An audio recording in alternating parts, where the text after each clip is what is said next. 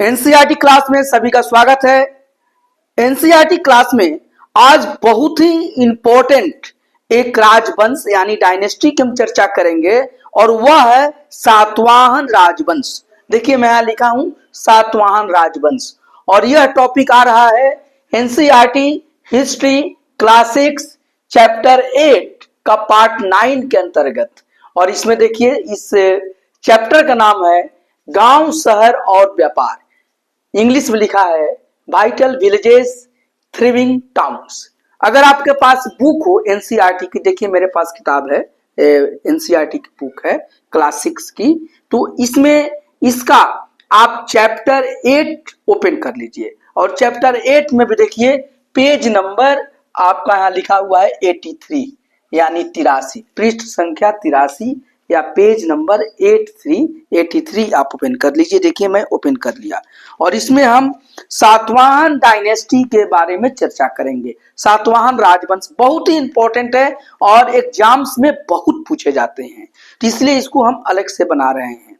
और देखिए अगर आपके पास बुक नहीं है तो आप मेरी एक एक बात को सुनिए, मैं इसमें एक भी शब्द नहीं छोड़ता हूं, लेकिन साथ ही साथ कुछ एक्स्ट्रा बताता हूं। और आज सातवाहन डायनेस्टी के अंतर्गत यानी सातवाहन राजवंश के अंतर्गत आपको कुछ अतिरिक्त जानकारी देना बहुत जरूरी है। तो अगर जितना इस पुस्तक में यानी इस बुक में लिखा हुआ है उससे कुछ एक्स्ट्रा आपको बताऊंगा। तो सबसे पहले आप ये जानिए कि ये जो सातवाहन डायनेस्टी है या सातवाहन राजवंश है वो कब का है और कैसे है। पहले देखिए आपका इसका जो पैराग्राफ है उसका एक सेंटेंस में पढ़ रहा हूं। देखिए यहां लिखा है इसके लगभग 200 वर्षों के बाद पश्चिम भारत में सातवाहन नामक राजवंश का प्रभाव बढ़ गया। यहीं से टॉपिक आपको शुरू हो रहा है। और देखिए इसको बोल रहा है कि मानचित्र 8-9 में देखिए आपके बुक में यहाँ पर देखिए 8-9 है और यहाँ पर देखिए ये मैप दिया गया है और यही देखिए सातवाहन राजवंश है। देखिए मैं यहाँ पर पेन ले जा रहा हूँ सातवाहन राजवंश, लेकिन ये छोटा है तो आपको मैं इस बड़े मैप पर आपको हम समझाऊंगा। तो ये पश्चिम भारत में एक महत्वपूर्ण राजवंश था जो इसके लगभग 200 वर्षों बाद, किसके लगभग 200 वर्षों बाद, क्योंकि अभी इसके पहले आपने दक्षिण भारत के कुछ राज्यों के बारे में आपने यहाँ पर स्टडी किया है जिसमें कि चोल चेर और पांड्य हैं और वह राजवंश लगभग 2300 वर्ष पहले की उनकी चर्चा आपसे हुई है। तो उसके और भी लगभग 200 वर्ष बाद पश्चिम भारत में एक नए राजवंश आया जिसे सातवाहन राजवंश कहते हैं और इसका प्रभाव बहुत महत्वपूर्ण रहा। तो सबसे पहले आप जानिए कि सातवाहन राजवंश का संस्थापक कौन है। सातवाहन राजवंश का संस्थापक सिमुक को माना जाता है, उसको राजा सिमुक कहा जाता है। तो यहाँ पर सबसे पहले सातवाहन राजवंश है, इसका देखिए मैं लिख देता हूं संस्थापक यानी फाउंडर। संस्थापक यानी फाउंडर, संस्थापक जो है या इन्हीं को हम फाउंडर बोलते हैं। देखिए तो ये लिख लीजिए सिमुक, संस्थापक का नाम है सिमुक। तो ये आप जानकारी ले लीजिए, बुक में नहीं लिखा है लेकिन मैं आपको समझा रहा हूं कि सातवाहन वंश का संस्थापक सिमुक था। और यह राजवंश का एरिया क्या था, क्षेत्र क्या था, तो पहले इसका शासन क्षेत्र देखिए कि किस क्षेत्र में यह था। पश्चिम भारत आपने मोटा मोटी सुन ही लिया है, लेकिन यहाँ पर भी देख लीजिए यह आज का जो आधुनिक महाराष्ट्र आंध्र प्रदेश लिख लीजिए, आंध्र प्रदेश एवं कर्नाटक आदि लिख सकते हैं, थोड़ा सा कर्नाटक, ठीक है। तो कर्नाटक में है और उसके थोड़ा अगल बगल और आप जोड़ सकते हैं कर्नाटक प्लस। तो ये इसका क्षेत्र है, महाराष्ट्र आंध्र प्रदेश और कर्नाटक। तो जो सातवाहन डायनेस्टी के बारे में मैं चर्चा कर रहा हूं, सातवाहन राजवंश के बारे में आपको जो समझाने का मैं प्रयास कर रहा हूं, उसका फाउंडर यानी संस्थापक सिमुक है। इसका जो एरिया है वो महाराष्ट्र है, आंध्र प्रदेश और कर्नाटक है। देखिए ये भारत का मैप है और देखिए यही महाराष्ट्र है। देखिए यहाँ पर मैं आपको लिख दिया हूं महाराष्ट्र। देखिए ये महाराष्ट्र का एरिया है, देख रहे हैं, ये महाराष्ट्र हो गया, ये महाराष्ट्र है। ये देखिए कर्नाटक है, लिखा है, देखिए मैप पर, और ये आंध्र प्रदेश है। यही पश्चिम भारत के एरिया में ये सातवाहन डायनेस्टी काम करता था। देख रहे हैं, यहाँ पर ले जा रहा हूं, देखिए महाराष्ट्र है, ये देखिए ये कर्नाटका है, ये आंध्र प्रदेश है। तो इसी एरिया में ये सातवाहन राजवंश काम करता था, जिसकी स्थापना सिमुक ने किया था। एक और मैं बता दूंगा कि इस राजवंश की राजधानी कहाँ थी। तो देखिए इसकी जो राजधानी है, कैपिटल, ये बहुत पूछा जाता है, राजधानी लिख लीजिए, ये प्रतिष्ठान थी, इसकी राजधानी प्रतिष्ठान, इसी को पैठन भी कहते थे, प्रतिष्ठान या पैठन, इसकी यह राजधानी है। और यह जो प्रतिष्ठान या पैठन जो है, यह महाराष्ट्र के अभी छत्रपति संभाजीनगर जिले में पड़ती है। तो देखिए वही औरंगाबाद जिले, अभी तुरंत महाराष्ट्र का चुनाव हुआ है, उसका भी अभी रिजल्ट भी नहीं आया है, कल आने वाला है। तो औरंगाबाद जिले पर नाम उसका बहुत हो रहा था। तो ये संभाजीनगर जो जिला है, वहीं पर ये प्रतिष्ठान राजधानी है। देखिए मैप में आपको मैं यहाँ पर दिखा रहा हूँ कि देख लीजिए, यही है, देखिए यही है संभाजीनगर जिला, और यहीं पर सातवाहनों की राजधानी प्रतिष्ठान थी, उसी को पैठन भी कहते थे। तो आपको बिल्कुल क्लियर हो गया कि सातवाहन राजवंश, उसका जो फाउंडर या संस्थापक सिमुक है, सिमुक नाम है, इसको राजा सिमुक कहा जाता है। और इसका जो एरिया है, लगभग मैं कह रहा हूं, महाराष्ट्र आज का, वर्तमान का लगभग महाराष्ट्र, आंध्र प्रदेश एवं कर्नाटक है। राजधानी इसकी पैठन या प्रतिष्ठान थी, और मैं आपको समझा दिया कि यह संभाजीनगर जिले में पड़ती है। इस जो राजवंश की जो राजकीय भाषा थी, देखिए राजकीय भाषा, ये बहुत बड़ी बात है, ये लोग राजकीय भाषा जो अपना बनाए, तो उसको ये प्राकृत थी, प्राकृत, ठीक है ना। और आज की जो मराठी है, तो उसको भी आप कर सकते हैं, तो प्राकृत थी और मराठी भी थी, ठीक है। लेकिन मेन बुक में प्राकृत पूछा जाता है, क्योंकि प्राकृत क्या थी कि स्थानीय भाषा हुआ करती थी। तो वहां की स्थानीय भाषा तो महाराष्ट्र की मराठी थी, इसलिए लोग मराठी कहते हैं। लेकिन ये देखिए कि इसकी जो राजकीय भाषा थी वो प्राकृत थी, ठीक है, और साथ ही साथ मराठी भी थी, और संस्कृत भी चलता था, और संस्कृत में भी कुछ मिला है, संस्कृत में भी ये सब भाषाओं में काम होता था, लेकिन मूल भाषा इनकी राजकीय प्राकृत थी। तो पूछा जाता था कि कौन सी ऐसी राजवंश है जिसने प्राकृत को अपनी राजकीय भाषा बनाया, तो वो सातवाहन वंश है। और प्राकृत का मतलब नेचुरल होता है, स्वाभाविक, ये स्थानीय भाषा थी। तो प्राकृत वहाँ की मराठी भी थी, और संस्कृत में भी ये लोग जानते थे, लेकिन इसको ये बनाए हैं।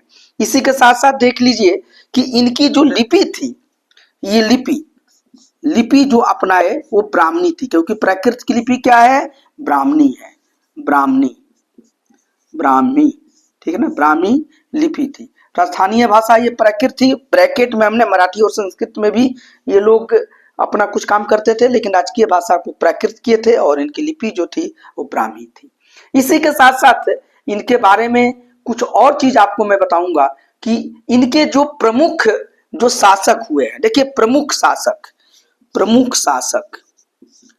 इनके जो प्रमुख शासक हैं, यहाँ देखिए प्रमुख शासक, इनके जो प्रमुख शासक हैं वह, उसमें नाम आता है, देख लीजिए कि सिमुक है, सिमुक जो एग्जाम में पूछा जाता है वही मैं आपको लिखवा रहा हूं, सिमुक है।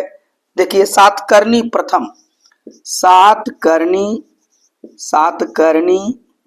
प्रथम, फर्स्ट ऐसे लिखा जाता है, ठीक है, सातकर्णी प्रथम।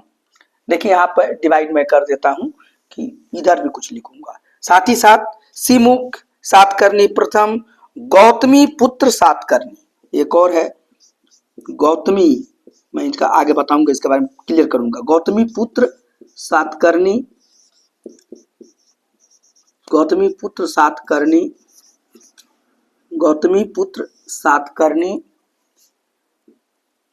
इसके साथ साथ देख लीजिए, और इनके जो प्रमुख शासक हैं वो है वासिष्ठी पुत्र, एक्चुअली गौतमी वासिष्ठी इनके माँ का नाम है, तो ये माता के नाम पर अपने नाम रखते थे, वासिष्ठी पुत्र, ठीक है।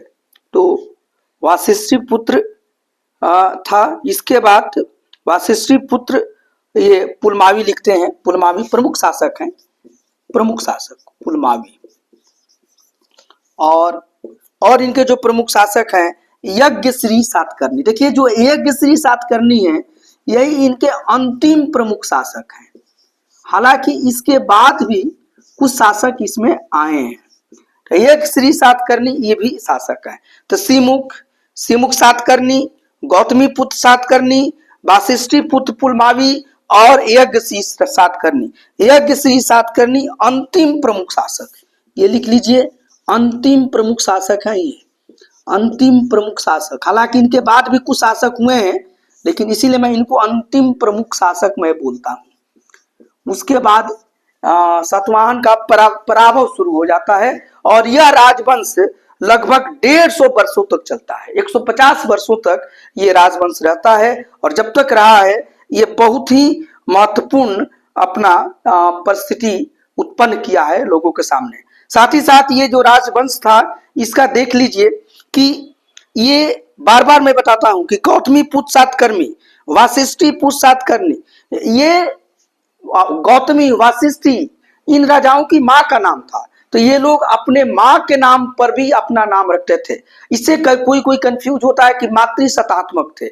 इनमें इनका नाम जो है वो मातृशतात्मक था। हमारे यहाँ बहुत पहले से ही माता के नाम पर पुत्र अपना नाम रखता है। जैसे देखिएगा कहा जाता है कि कौन्तेय युधिष्ठिर अर्जुन को, क्योंकि वो कुंती के पुत्र थे। कर्ण को राधेय महाभारत काल में। इसी तरह से आप देख लीजिए कि कृष्ण को यशोदा नंदन भी कहा जाता था, यशोदा के वो पुत्र हैं। तो या आपको जो श्री राम है उनको कौशल्या नंदन कहा जाता था या कौशल्या पुत्र कहा जाता था। तो माता के साथ अपना नाम जोड़ना भारत की बहुत पहले से पुरानी परंपरा है। तो इस परंपरा को ये लोग वाहन करते थे, क्योंकि यह आगे मैं समझाऊंगा कि ये हिंदू धर्म संस्कृति को भी बढ़ावा दिए हैं और बौद्ध धर्म और संस्कृति को भी इन्होंने बढ़ावा दिया है। इनके साथ एक और बात है जो मुख्य रूप से देखिए, इनके समय में अमरावती कला का विकास होता है। इनके जो प्रमुख पॉइंट लिख लीजिए कि ये कला के क्षेत्र में ये अमरावती कला का विस्तार करते हैं। अमरावती कला का विकास, अमरावती कला का विकास हुआ इनके समय में। इनके समय में जिस कला का विकास हुआ उसको हम अमरावती कला कहते हैं। साथ ही साथ और यहां तो मैं बता दिया कि ये नाम में मातृशतात्मक है, लेकिन इनकी जो राजवंश चलती थी वो पितृशतात्मक पर ही चलती थी, यानी कि एक राजा के बाद उसका पुत्र संतान ही राजा बनता था। तो ये ऐसी थी। लेकिन इस समय ये लगता है कि स्त्रियों की स्थिति अच्छी थी और उन पर ये लोग गर्व से अपना नामकरण करते थे।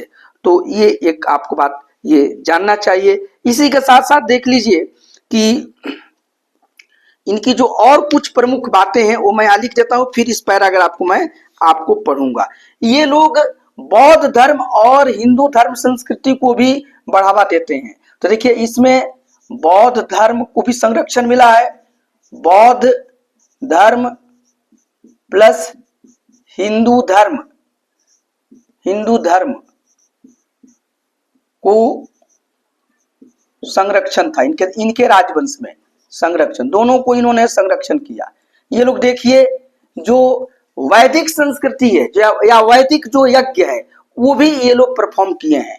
तो उस समय के जो वैदिक यज्ञ हैं, वैदिक यज्ञ में देखिए जैसे राजसूय यज्ञ है, राजसूय यज्ञ, अश्वमेध यज्ञ,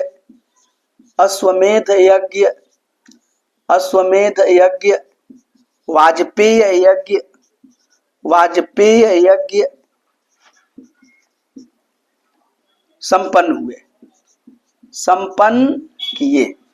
एक ये मुख्य पॉइंट आप इसको आप समझ लीजिए। इनके समय में देखिए एक सबसे बड़ी बात है कि इनका एक शासक का चर्चा आता है, उसका नाम है हाल नामक शासक ने एक पुस्तक लिखी और वह पुस्तक बहुत प्रसिद्ध है और वह प्राकृत भाषा में लिखी और उसका नाम था गाथा सप्तशती। ये बार बार पूछा जाता है कि यहां पर लिख लीजिए कि शासक हाल ने, शासक का नाम है हाल ने प्राकृत यानी कि प्राकृत भाषा में प्राकृत भाषा में गाथा सप्तशती लिखी। गाथा सप्तशती, गाथा सप्तशती लिखी। देखिए सती में चूंकि प्राकृत भाषा में एक ही स होता है, उसमें मूर्धन्य और तालव्य स नहीं होता है, इसलिए आप दंत स लिख सकते हैं क्योंकि प्राकृत भाषा में है, इसीलिए मैं ऐसा लिख दिया, नहीं तो इसे सती शब्द में तालव्य स होता है। तो गाथा सप्तशती इन्होंने लिखा है, तो सप्तशती ऐसे लिखिएगा, और संस्कृत वाला लिखिएगा तब तालव्य स लिख दीजिएगा। तो गाथा सप्तशती इन्होंने नामक ये ग्रंथ लिखा है हाल ने। कि पूछा जाता है कि हाल कौन सा शासक है, तो सातवाहन राजवंश का शासक है, वो विद्वान व्यक्ति है, वह प्राकृत में एक पुस्तक लिखी है जिसका नाम है गाथा सप्तशती। इनके समय में देखिए चित्रकला का बहुत विकास हुआ है। देखिए इनके समय में चित्रकला का विकास हुआ, या इसी के साथ साथ देखिए ये लोग चैत्य एवं गुफा स्थापत्य को प्रोत्साहन दिए। गुफा स्थापत्य को प्रोत्साहित किए, को प्रोत्साहन, इसको ये लोग प्रोत्साहन देते हैं। तो आप लिख लीजिए, बिल्कुल आपको समझ में आ रही होगी इस बात को। तो इतना आप लिखिए, कुछ और बात मैं इसके आगे आपको बताऊंगा। और देखिए इनके समय में आप देख लीजिए कि अजंता एलोरा की गुफाएं ये लोग बनाते हैं। इसी में लिख लीजिए अजंता एलोरा की गुफाएं। अजंता, आप जब भी मुंबई जाइए और महाराष्ट्र में, तो वहां अजंता एलोरा की गुफाएं, इनकी एलोरा की गुफाएं, और अजंता एलोरा में जाइएगा तो यहाँ की पेंटिंग को आप देखिएगा, आप सरप्राइज हो जाइएगा। तो इनके समय में चित्रकला का विकास हुआ है। तो ये हम सातवाहन के बारे में बता रहे हैं कि सातवाहन राजवंश जो है पश्चिमी भारत में था, उसकी जो एरिया थी वह लगभग महाराष्ट्र, आज का महाराष्ट्र, आंध्र प्रदेश एवं कर्नाटक था। इनकी राजधानी प्रतिष्ठान या पैठन थी, जो औरंगाबाद जिला के आसपास, यानी अब तो संभाजी जिला हो गया है, तो संभाजीनगर जिला, तो वहीं पर ये थी। इनकी राजकीय भाषा प्राकृत थी। ये लोग मराठी और संस्कृत को भी प्रोत्साहित करते थे। और प्राकृत, इनकी जो राजकीय लिपि यानी प्राकृत भाषा की लिपि ब्राह्मणी थी। इनके जो प्रमुख शासक हुए वो सिमुक है, ठीक है ना, सिमुक, इसका संस्थापक भी है सिमुक। इसी तरह सातकर्णी प्रथम या फर्स्ट, गौतमीपुत्र सातकर्णी, वाशिष्ठीपुत्र पुलमावी और यज्ञश्री सातकर्णी। यज्ञश्री सातकर्णी इसके अंतिम प्रमुख शासक है। इसके बाद भी कुछ शासक हुए हैं, लेकिन वो बहुत मजबूती से शासन नहीं कर पाए हैं। ये शासन लगभग 150 वर्षों तक चला। ये शासन लगभग कितने वर्षों तक चला? लगभग 150 वर्षों तक, 150 वर्षों तक, 150 वर्षों तक इनका शासन रहा है। तो मैं ये लिखने का प्रयास किया हूं। साथ ही साथ इनके समय में कला का बहुत विकास हुआ है, और इनका कला, अमरावती कला का विकास माना गया है। ये लोग बौद्ध धर्म और हिंदू धर्म दोनों को प्रोत्साहन दिए हैं। ये लोग वैदिक यज्ञों को भी संपन्न किए हैं, जिसमें राजसूय यज्ञ है, अश्वमेध यज्ञ है, वाजपेयी यज्ञ है। इनके शासक का नाम एक हाल है, जो विद्वान व्यक्ति थे, और इन्होंने प्राकृत में गाथा सप्तशती नामक ग्रंथ लिखा। इनके समय में चित्रकला और गुफा स्थापत्य को बहुत प्रोत्साहन मिला है। अजंता और एलोरा की गुफाएं इनके समय में ये प्रसिद्ध हैं। साथ ही साथ इसके आगे कुछ और बात आपको मैं समझाऊंगा, और आप इसको बिल्कुल याद कर लीजिए। देखिए इसको आप नोट कर लीजिए, प्लीज नोट डाउन, आप नोट कीजिए। अब मैं इसको मिटा देता हूँ, ठीक है।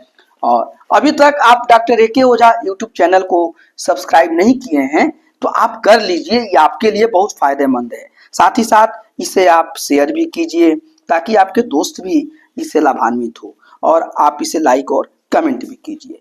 और इसके साथ ही साथ अगर आपके मन में किसी तरह की कोई बात हो तो जरूर कमेंट बॉक्स में लिखिएगा। और इसकी सीरीज बन रही है, और सभी को एक प्लेलिस्ट बनाकर हम डिस्क्रिप्शन बॉक्स में डाल देते हैं, तो उससे आप पूरी सीरीज को आप देख सकते हैं। छोटी छोटी सीरीज में बना रहा हूं, ताकि आप आराम से इसे देखिए और आप बोर ना हो पाए। और इस तरह, लेकिन एक बात मानिए कि ये क्लास 6 का है, इसका मतलब ये नहीं है कि इसको आप महत्व कम दीजिए। ये क्लास 6 के बच्चों के लिए बहुत जरूरी है, लेकिन साथ ही साथ जो भी बच्चे कॉम्पिटिटिव परीक्षाओं की तैयारी कर रहे हैं उन सभी के लिए बहुत इंपॉर्टेंट है, तो आप इसको विश्वास से पढ़िए। अब देखिए इसके बाद में एक और बात मैं बताऊंगा सतवाहन की, जो मेन बातें हैं जो आपको एग्जाम्स में पूछे जाते हैं, सभी एक तरह से क्वेश्चन है कि ये लोग इनके जो सिक्के के बारे में पूछा जाता है। देखिए सिक्के, क्वाइंस, सिक्के लिख लीजिए, ये किस चीज के सिक्के चलाए हैं, क्वाइंस, तो इसके बारे में कुछ क्वेश्चंस आते हैं।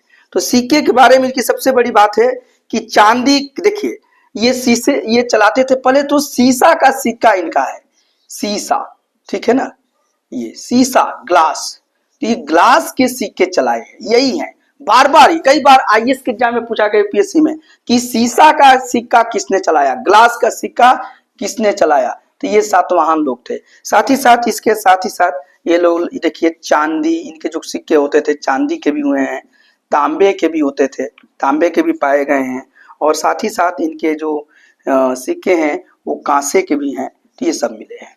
लेकिन सबसे इंपॉर्टेंट है तो ये चांदी तांबा कांसा अन्य शासकों ने भी चलाया है, लेकिन शीशा यूनिक है। तो पूछा जाता है किन किन चीजों का शीशा ये सिक्का चलाए हैं क्वाइंस, तो ग्लास के लिए शीशा का, चांदी का, तांबा का, कांसा का, ये सब ये सिक्के चलाए हैं।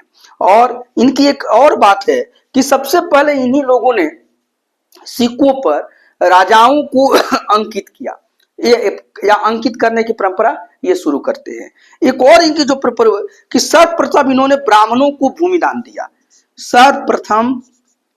सर्वप्रथम पूछा जाता है कि सर्वप्रथम ब्राह्मणों को भूमिदान देने की प्रथा किसने शुरू किया, तो सर्वप्रथम ब्राह्मणों को ये लोग, ब्राह्मणों को भूमिदान, ब्राह्मणों को ये भूमिदान करते हैं, भूमिदान, लैंड ग्रांट करते हैं ब्राह्मणों को कि कुछ भूमि दे दिए कि ये आपको हमने, पहले तो दान के रूप में कई चीज दिया जाता था, तो ब्राह्मणों को इन्होंने भूमिदान दिया।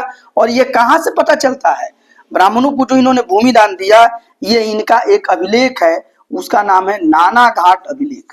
नाना घाट अभिलेख से पता चलता है, तो मैं यहाँ लिख दिया कि नाना घाट अभिलेख, नाना घाट अभिलेख से पता चलता है कि ब्राह्मणों को ये भूमिदान ये किए हैं। तो ये इनके बारे में कुछ इंपॉर्टेंट चीज है। अब मैं आपके बुक में जो पैराग्राफ लिखा है उसको पढ़ रहा हूं और उसमें भी कुछ इंपॉर्टेंट बात है उसको आपको समझा रहा हूं। तो देख लीजिए कि ये है कि सातवाहन नामक राजवंश का प्रभाव बढ़ गया। सातवाहनों का सबसे प्रमुख राजा गौतमीपुत्र सातकर्णी था। तो एक की बात हो गई कि मैं लिखवा दिया हूं कि इनके बहुत शासक थे, लेकिन उसमें जो गौतमीपुत्र सातकर्णी था वो सबसे प्रमुख शासक था, और यज्ञसिंह सातकर्णी इनका अंतिम प्रमुख शासक था, सिमुख संस्थापक था। तो सबसे प्रमुख शासक गौतमीपुत्र सातकर्णी पूछा जाएगा, सबसे प्रमुख तो गौतमीपुत्र सातकर्णी, आपके बुक में लिखा भी है और सही भी बात है, गौतमीपुत्र सातकर्णी, गौतमीपुत्र सातकर्णी सबसे प्रमुख शासक। तो एक ये बात आपको आ गया। साथ ही साथ देख लीजिए कि उसके बारे में हमें उसकी मां गौतमी बलश्री द्वारा दिए गए एक अभिलेख से पता चलता है, और ये गौतमी पुत्र की मां का नाम है गौतमी बलश्री। तो उसी के एक अभिलेख है जिसमें गौतमी पुत्र सातकर्णी की चर्चा है।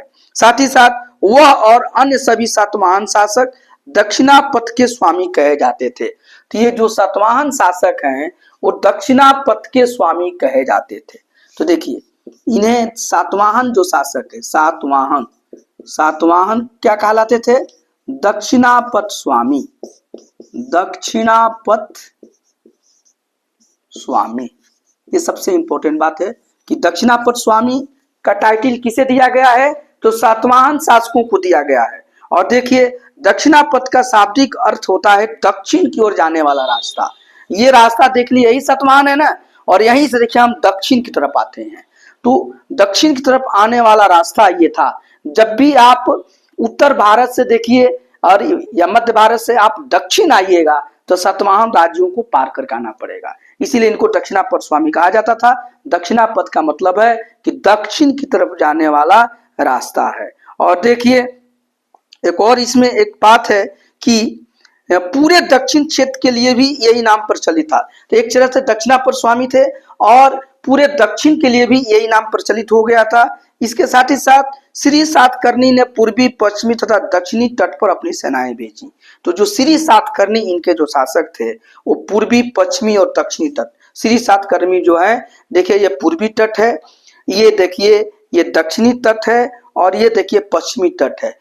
ये तीनों तरफ अपनी इन्होंने अपनी सेनाएं भेजी है। तो ये बहुत इनके इम्पोर्टेंट ये सब बातें हैं। साथ ही साथ एक और बात है कि इनका जो व्यापार था वो सिंधु गंगा के मैदान से दक्षिण भारत के बीच करते थे। देखिए यही देखिए सिंधु नदी है, और देखिए ये गंगोत्री है जहां से गंगा निकलती है। सिंधु और गंगा के मैदान, देखिए ये बनारस है, सब गंगा यहाँ तक आती है ना, यहाँ तक। ये हरिद्वार है, देख लीजिए पहली बार गंगा आकर यही जमीनी स्थिति में आती है, पहाड़ से आकर जमीन पर उतरती है हरिद्वार में। तो यहाँ से ये सिंधु गंगा के मैदान से दक्षिण तक इनका व्यापार चलता था, और ये एक संपन्न राजवंश था इस दृष्टि से। और इसी के साथ साथ ये देख लीजिए, इनके बारे में मैं एक चीज और बताऊंगा, आपके मन में आएगा कि भाई ये जो सातवाहन राजवंश था, इसके पहले कौन लोग होते थे, और इस राजवंश के बाद में कौन सा राजवंश आया। तो मैं यहाँ पर लिख देता हूं कि पूर्ववर्ती राजवंश। सातवाहन राजवंश, सातवाहन का पूर्ववर्ती, पूर्ववर्ती का मतलब होता है पहले का जो इनके पूर्ववर्ती जो राजवंश था, जिसके बाद ये लोग आए हैं, तो ये था कण्व और शुंग, ये इनके पूर्ववर्ती है। कण्व राजवंश था और फिर शुंग था। आपको पता है ना, शुंग मौर्य राजवंश का जो अंतिम शासक प्रियद्रथ थे, उन्हीं को उनका सेनापति पुष्यमित्र शुंग ने हत्या करके एक नए राजवंश की स्थापना की, जिसे हम शुंग राजवंश कहते हैं। और फिर उसके बाद ये सातवाहन राजवंश आते हैं। तो ये कर्ण और शुंग राजवंश जो थे वो सातवाहन राजवंश के पहले के राजवंश थे, और उनके बाद जब वो ये सातवाहन लोग मजबूत होते हैं। और परवर्ती कौन हुए, परवर्ती मतलब बाद में इस राजवंश का प्रभाव जो हुआ, या सातवाहन राजवंश सब समाप्त हुआ, तो कौन राजवंश इनके एरिया को जो वैकम हुआ क्रिएट, ये उसको पूरा किए। तो इनके परवर्ती जो राजवंश थे उनका नाम आप देख लीजिए। और परवर्ती राजवंश में देखिए नाम आता है चुट्टू, एक चुट्टू राजवंश है, राजवंश का नाम है, छोटा राजवंश है। कदम्ब ये लोग इनके बाद अपना पैर फैलाए और इनको वाकाटक, देखिए वाकाटक, कई राजवंश है, भारत एक बहुत बड़ा देश है ना, वाकाटक। और इसके साथ साथ देख लीजिए पल्लव भी आए इनके बाद, पल्लव हो गए। फिर इनके साथ साथ देख लीजिए गुप्त राजवंश, और गुप्त राजवंश आया तो बहुत बड़ा राजवंश हुआ, सभी को अपने अंदर इन्होंने ले लिया, तो गुप्त राजवंश। तो ये हुआ। तो ये सातवाहन राजवंश के पहले के जो राजवंश थे कर्ण और शुंग थे, इनके बाद ये लोग समाप्त हुए। तो वो लोग चुट्टू राजवंश हुआ, कदम्ब राजवंश, वाकाटक, पल्लव राजवंश, और अंत में गुप्त राजवंश आता है। और एक गुप्त राजवंश फिर एक बहुत बड़े क्षेत्र पर भारत में शासन करता है। तो ये सातवाहन के बारे में आपसे चर्चा हुई है। हमें विश्वास है कि आपको यह वीडियो बहुत ही पसंद आया होगा। आपके बहुत काम का चीज है, इसका एक एक बात आप याद कर लीजिए और इन सब चीजों को आप नोट कर लीजिए। आज के लिए इतना ही, धन्यवाद, थैंक यू।